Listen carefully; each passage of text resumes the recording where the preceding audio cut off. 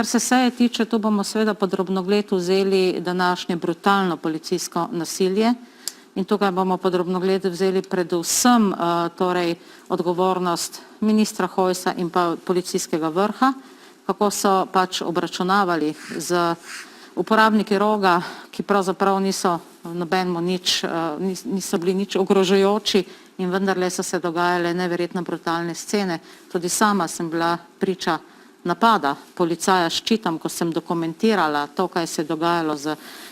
pač uporabnico Roga, ki so jo stavkli na tla, vklenili v lisice, in če ne bi rekla, da sem predsednica komisije za peticije in človekove pravice, bi verjetno dobila tudi s pendrekom